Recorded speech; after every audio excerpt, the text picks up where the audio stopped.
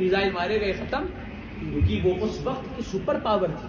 Roman umpire, Persian umpire, یہ اس وقت کی سپر پاور تھی. مگر میرے رسول نے فرما دیا عزیزان محترم، جب حضرت عمر فاروق کا دور آیا تو عزیزان محترم نے یہ بھی دیکھا کہ رومن امپائر، پرشین امپائر سب فتح ہو گئی. عزیزان محترم آج جو ہم لوگ لڑ رہے ہیں نا، آج جو ہم لوگ پریشان ہو رہے ہیں نا فلسطین کے لیے، یہ سب سے پہلے حضرت عمر فاروق نے فتح کیا. حضرت عمر فاروق نے فتح کیا، اور اس وقت پر آپ نے ایک جملہ تاریخی بولا تھا جو ہم سب کو جس پر چلنا چاہیے، اس پر ہی عمل کرنا چاہیے. آپ نے صحابی رسول سے بولا تھا، حضرت عمر فاروق نے، آپ نے بولا تھا جب تک ہم اپنی عزت اپنے دین میں تلاش کریں گے تب تک ہم رسوا نہیں ہوں گے. جب ہم اپنی عزت دنیا میں تلاش کرنے لگیں گے ہم رسوا ہونے لگیں گے. آج عزیزان محترم یہی حالات ہو گئے. ہم اپنی عزت کس میں تلاش کرتے ہیں کہ ہم اچھے کپڑے پہنے، شادی بیاہ میں جائیں تو لوگ ہم کو دیکھ کر کہیں کہ فلاں آدمی بڑا پیسے والا ہے، بڑا اچھا سوٹ پہنتا ہے، بڑا اچھا بوٹ پہنتا ہے، بڑا اچھا موبائل رکھتا ہے. ہم اس دنیا میں اپنی عزت کو تلاش کرنے لگے. ہمارے دل میں کیا آنے لگا کہ ہمارے پاس اگر آئی فون نہیں ہوگا تو ہم بڑے آدمی نہیں ہوں گے، ہمارے پاس اگر لیپ ٹاپ نہیں ہے تو ہم بڑے آدمی نہیں ہیں. ہمارے پاس آج تو ولایت بھی کار دیکھ کر بٹنے لگی ہے، پتہ نہیں کیوں. جس کے پاس جتنی بڑی کار وہ اتنا بڑا اللہ کا ولی، اتنا بڑا پیر. عزیزان محترم ایسا کچھ بھی نہیں ہے. میرے والد محترم نے ہمیشہ مجھے یہ بتایا کہ کار سے ولی نہیں بنتا انسان بیٹا، جب تک کہ وہ جو انسان مسلح اور تسبیح لے کر جنگل جنگل، صحرا صحرا، کس کریا کریا، بستی بستی جا کر اپنے پروردگار کا ذکر نہیں کرتا، تب تک کہ اللہ تعالیٰ اس کو مذہب نہیں کرتا.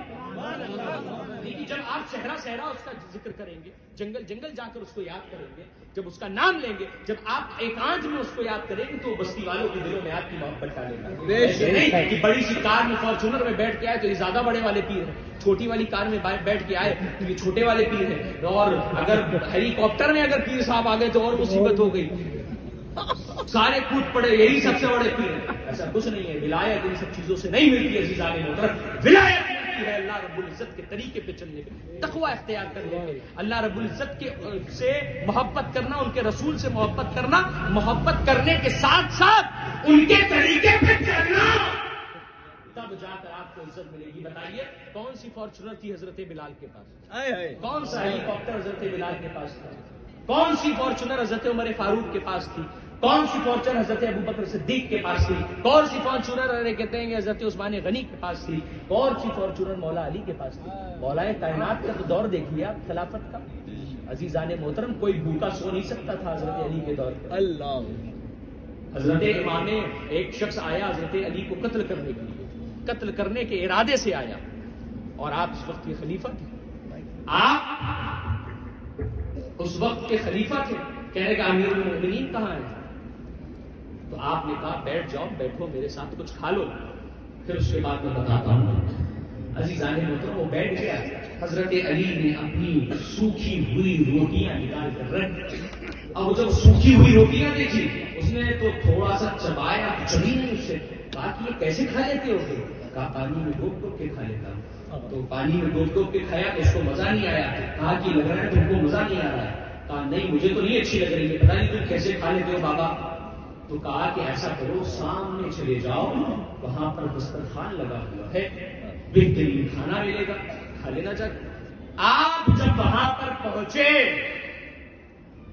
وہ شخص وہاں پر پہنچا اور جا کر اس نے خوب پیٹ بھر کر کھانا کھایا. بہترین کھانا وہاں پر موجود تھا، سب لوگ کھا لیا. حضرت امام حسن کا دسترخوان لگا ہوا تھا. حضرت امام حسن نے اس کو کھانا وغیرہ کھلا دیا تو وہ روٹی چھپانے لگا. جب وہ روٹی چھپانے لگا تو حضرت امام حسن نے کہا کہ کیوں پریشان ہوتے ہو، کیوں روٹی چھپاتے ہو؟ اگر کوئی شخص تمہارے ساتھ ہے تو اس کو بھی بلا لا، اس کو بھی میں کھلا دیا. تو کہا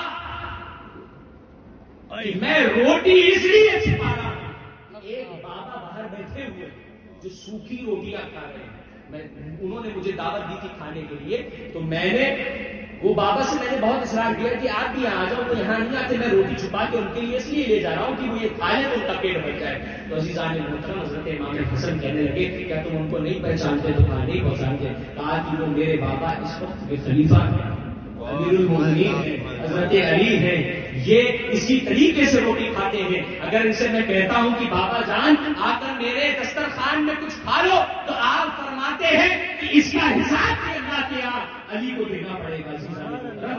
یہ کردار تھا مولا کائنات کا عزیزان محترم. وہ شخص کہنے لگا جس کا کردار اتنا بلند ہے، جس کی کردار اتنا بلند ہے، وہ کتنا بلند ہوگا عزیزان محترم. حضرت علی کے پاس جا کر مسلمان ہو گیا، اس نے توبہ کر لی عزیزان محترم.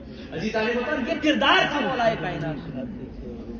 کتنے صابر ہیں محمد کے گھرانے والے، وہ نہیں کھاتے ہیں اوروں کو کھلا جاتے، ان کے در میں کوئی سائل آ جائے کسی کو خالی ہاتھ نہیں جانے دیتے. عزیزان محترم اللہ تعالیٰ سے یہ دعا ہے کہ اللہ رب العزت رسول اللہ صلی اللہ تعالیٰ علیہ وسلم کے صدقے ہم سب کو رسول کریم کے طریقے پہ چلنے کی توفیق عطا فرمائے، اہل بیت کے طریقے پہ چلنے کی توفیق عطا فرمائے.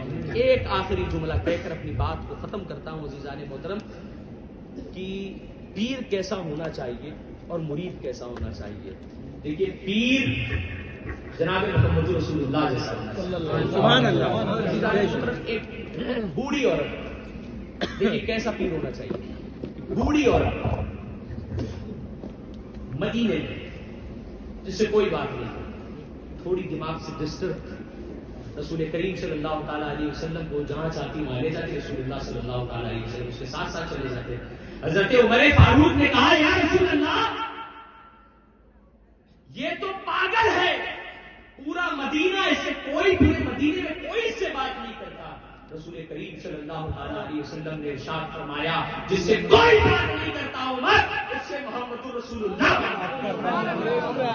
اللہ تعالیٰ سے دعا ہے کہ اللہ تعالیٰ رسول اللہ صلی اللہ علیہ وسلم کے طریقے پہ چلنے کی توفیق عطا فرمائے. ہم سب کے دلوں سے اونچ نیچ کا جو بھید بھاؤ ہے وہ ختم کرے. ہم سب مسلمان بھائی ہیں، ہمارا تمہارا رشتہ فقط اتنا ہے، لا الہ الا اللہ محمد رسول اللہ. ہم لوگوں کا رشتہ اتنا ہے. اگر بیان کرنے میں کوئی غلطی ہوگی تو اللہ تعالیٰ اس کو معاف فرمائے، کمی رہی ہو تو پورا فرمائے. استغفر اللہ ربی من کل ذنب واتوب الیہ، اشہد ان لا الہ الا اللہ واشہد ان محمدا عبدہ ورسولہ. کہتے ہی کہتے میری عمر گزر جائے گی. ان کا بیان ہے، کوئی داستان نہیں. وما علینا الا البلاغ.